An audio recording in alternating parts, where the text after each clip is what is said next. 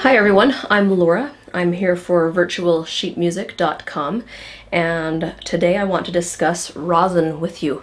I get a zillion questions from people about rosin, so let me just try to give you the nutshell crash course on what you need to know about rosin.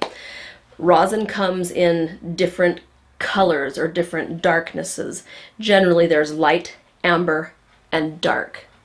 The dark rosins are going to appear kind of black in color, or maybe even dark green.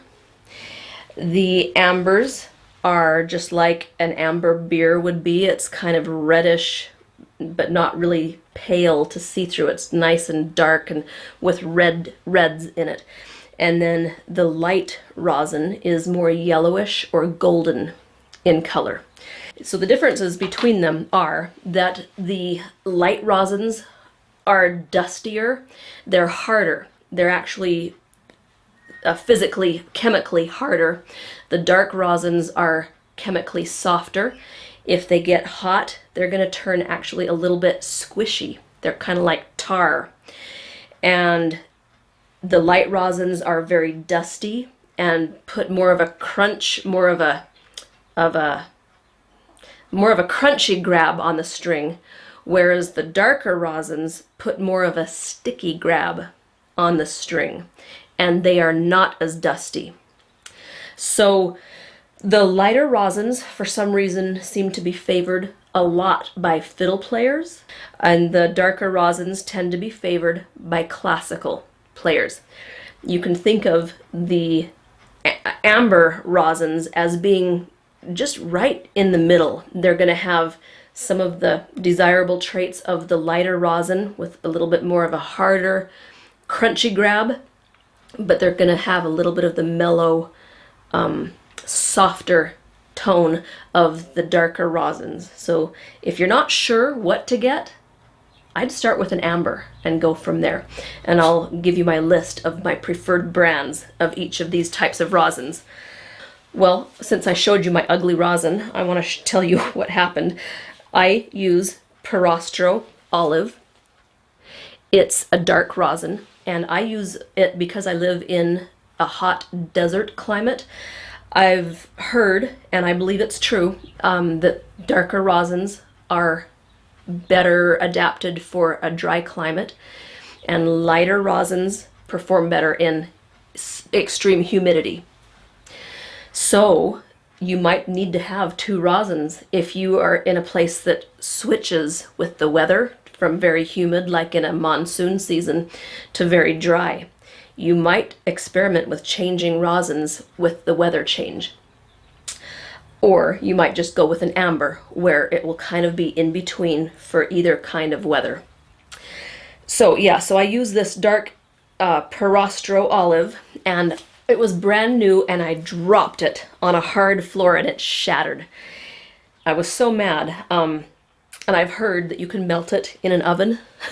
So I gathered up all the little crumbles and crumbs, and I put it in, well, first I put it in a metal cup, and I melted it in the oven, and then I let it cool, and then I realized, how am I going to get it out of here without breaking it all over again? So then I found a little paper Dixie cup that just so happened to be about this big around in the bottom of the cup. And being in the desert, very hot summer, I stuck it in the Dixie cup and I just left it in my car for a couple days. And sure enough, the internal temperatures of my car melted it down, and it didn't make it as nice and pretty as I thought it would. See, the edges are really mangled. But darn it, it still works, and I'm going to use it till it's gone. And then I had to peel the Dixie cup away from the rosin, and then I just glued it back into its base with some Gorilla Glue. That's what that messy stuff there is, my Gorilla Glue.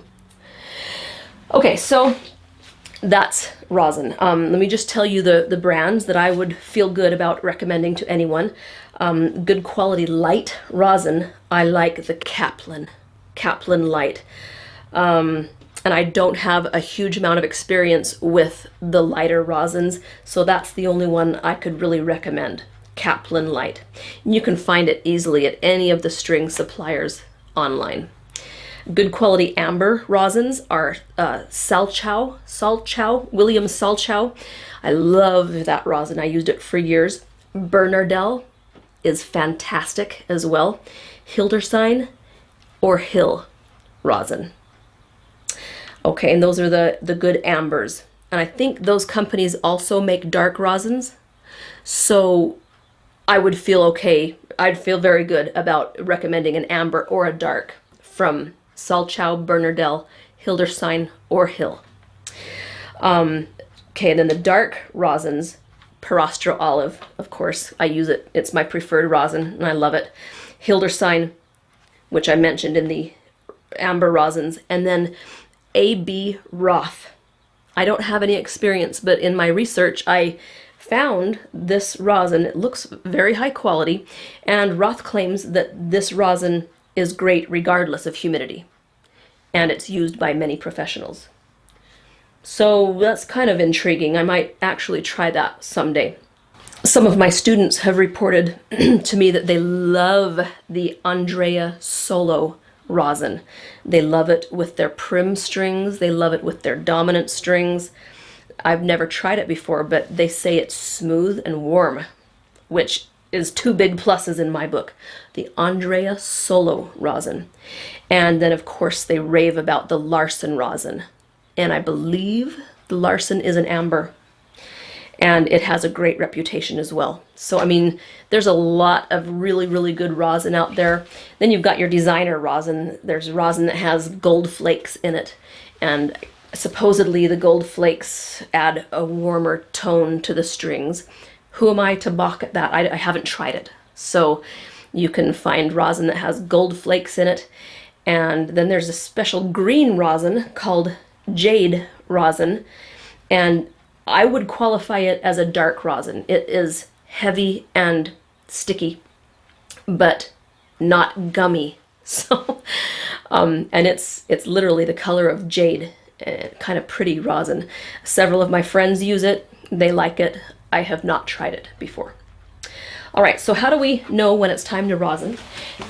Generally, I just rosin about every 4 hours of playing. I will do a medium rosin job. If I have been playing a ton, then I'll rosin more. But I rosin in small swipes, like in one spot. Then I move up and do several swipes in another spot. Then I move up, kind of in just a scrubby motion. And I really work it into the tip because it's hard to get it in the tip. And then I work it into the frog as well. Trick for the frog: cover your ferrule with your fingernail so that your rosin runs into your fingernail, not into the metal, which will break your rosin. So let it just run into your fingernail, and then you can go all the way to the frog. One student once told me that he was told by someone to scratch his brand new cake of rosin with a pin to get it started. That's so weird. I've never heard of that. And any rosin that's worth anything at all does not need to be scratched. It comes and it's really shiny and smooth on the coating, but as soon as you start rosining up your bow, you're going to start to see that smooth coat disappear, and you'll get to the worn-in, dull look on your rosin. One final trick. People always get a groove in their rosin so that before long they've worn this deep groove clear down to the base, and then the two sides are unusable because it's just not as good to get all the rosin on your hair. Easy trick to avoid that groove that wastes the two halves of your rosin, and that is, as you're doing those little swipes that I showed you, rotate your rosin around just a little. Do you see what I'm doing? Just make sure that you're rotating a little bit at some point, and you'll never ever get a groove in your rosin. Okay, and that's as much as I would ever rosin for 4 good hours of playing. Sometimes even longer. I use minimum rosin because if I use too much rosin, my tone gets crunchy. I get too much buildup on the strings and it's just a mess. So I've learned how to use the bare minimum.